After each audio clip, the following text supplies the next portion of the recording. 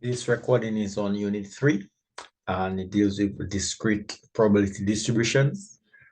And it can simply be put as probability models for numerical discrete values. Okay, it's a model like a table. So if you say distribution, you're referring to a table, more or less, a means of presenting data. And you can also call it a model for numerical discrete variables. Now, discrete probability distributions are numerical probability models for random variables. The variable has finite or countable number of values because it's discrete. Now, the term random here now means that it's a numerical variable whose value depends on chance. The important point here is that the variable is numerical and its value depends on chance, meaning there's a probability value associated with each value that the random variable can assume. Okay, we're going to we will confirm this in further down. We will only be dealing with discrete random variables in this unit. Random variables are denoted using the letters such as X, Y, S, uppercase, etc. Now, discrete random variables can have certain distinct values. For example, 1, 2, 3, 4, 5, or 6 in the case of throwing a dice. So when you throw a dice, it is probable, there's a chance that you might get a 1. So this is why this is called a random. Okay, there's a probability that you may get a 1, a 2, a 3, a 4, a 5, or a 6. Okay, so that's why it's called a random variable. Okay, because of that randomness, that's probabilistic characteristic associated with each value of that random variable, of this variable. So that's why it's called a random variable. Now, a probability histogram is a bar chart in which the horizontal axis corresponds to the value of the random variable, and the vertical axis represents the probability of each value of the random variable.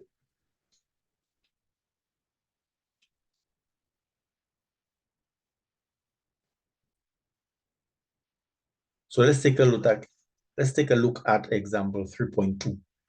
It said find the mean, variance, and standard deviation of the probability distribution given in the first two columns. So the first two columns you've seen here presented a discrete probability model, a discrete probability distribution, a discrete probability table. And one of the key characteristics of a discrete probability table is that the sum of the probability values must add up to 1. So you can verify this if you add 0.16, 0.22, 0.28, 0.2, 0.14, you also get exactly 1 and only 1. Now the mean now is given by the formula, the sum of x times p of x.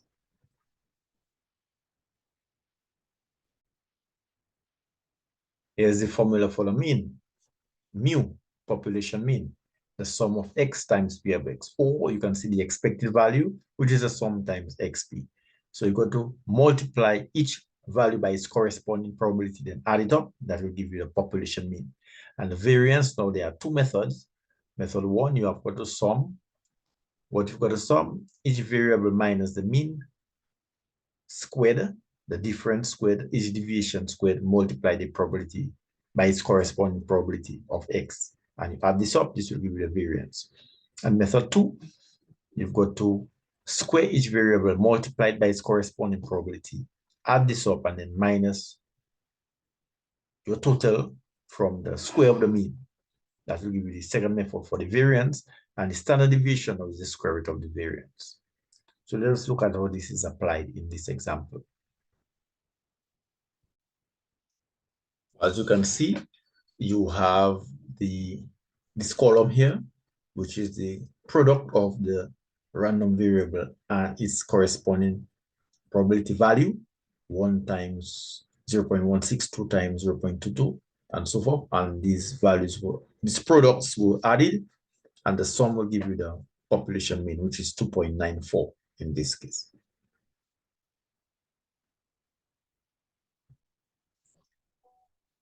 Now let's move on to the variance, solution 1, method 1. Remember the formula says we've got to find the deviation, we've got to square these deviations and multiply each of this deviation squared to the corresponding probability. So here we have the deviations, x minus the mean. Remember, the mean is 2.94. So you have 1 minus 2.94 squared, 2 minus 2.94 squared, and so forth and so forth. Okay, then this division squared now must be multiplied to this corresponding probabilities values. So you have 3.764 times 0.16, 0.884 times 0.22, and so forth and so forth. Now these values are added and we get 1.61 as the variance according to method 1. Now method 2 now says that you go to square each value and multiply to its corresponding probability. So you have 1 squared times 0.16. 2 squared is 4. 4 times 0.22. So here you have the squared of the data values. Okay. These corresponding values for that random variable. And here you have got the product of these squared values multiplied by this corresponding probabilities. And this will add it to get 10.26. Now the 10.26 is not the variance yet. We have to subtract this from the square of the mean. So it's 10.26 minus 2.94 squared, and this gives us 1.616. And then when you square this value, square root, sorry, we get the standard deviation. The standard deviation is the square root of the variance.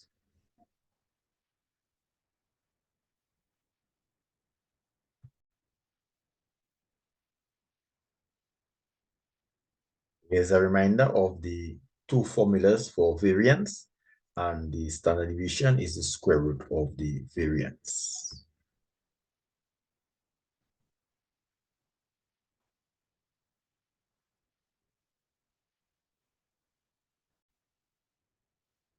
Here you can see them side by side, and to appreciate the working of solution 1, there it is, division squared times probability of x, division squared times probability of x.